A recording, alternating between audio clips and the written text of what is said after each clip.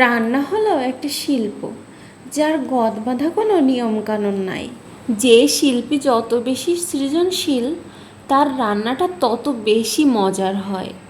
না না, কি ভাবছেন আমি নিজেকে শিল্পী দাবি করছি? একদমই নয়।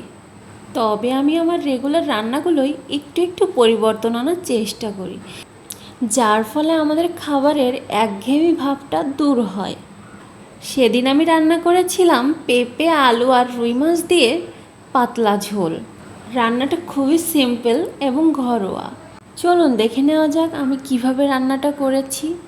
প্রথমে কড়াইতে আমি সাদা তেল গরম করে মাছের টুকরোগুলো ভালো করে ভেজে নিয়েছি। পরবর্তীতে মাছ ভাজার যে তেল ছিল, ওই তেলেই আগে থেকে কেটে ধুয়ে রাখা আলু এবং পেঁপের টুকরোগুলো দিয়ে লবণ হলুদ দিয়ে ভালো মতো ভেজে নিয়েছি। ভালোভাবে সময় নিয়ে ঢেকে ঢেকে ভাজতে হবে, যার ফলে পেঁপেটা একটু নরম হয়ে আসবে। পেঁপেটা নরম হয়ে আসলে এই পর্যায়ে এসে আমি কিছু চেরা কাঁচামরিচ দিয়ে দিব এবং আবার নেড়ে চেড়ে ভেজে নিব। তারপর কিছুটা গরম জল দিয়ে ঢাকা দিয়ে দিব। জলটা ফুটে আসলে সেখানে আমি আবার কিছুটা হলুদ দিয়ে দেব, যার ফলে কালারটা ভালো আসবে। রান্নার এই পর্যায়ে এসে চেক করে নিব যে পেঁপেটা নরম হয়েছে কিনা। পেঁপেটা নরম হয়ে গেলে আমি আগে থেকে ভেজে রাখা মাছের টুকরোগুলো অ্যাড করে দেব।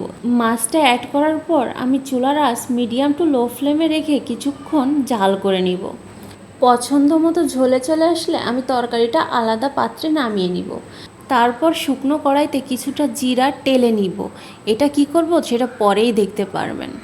রান্নার এই পর্যায়ে কড়াইতে কিছুটা সাদা তেল গরম করে সেখানে আমি কিছু জিরা ফোড়ন দিয়ে দেব এবং তরকারিটা বাগার দিয়ে দিব।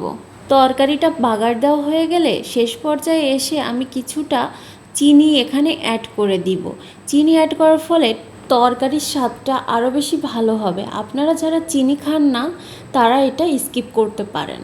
এবার আমি তরকারিটা আলাদা পাত্রে নামিয়ে নিয়েছি এবং আগে থেকে যে জিরাটা টেলে রেখেছিলাম সেটাই গুঁড়ো করে দিয়ে দিয়েছি। ব্যাস, রান্নাটা হয়ে গেল। এখন গরম গরম ভাতে তরকারিটা উপভোগ করুন। আমার আজকের ভিডিওটা কেমন লাগলো সেটা জানাতে ভুলবেন না।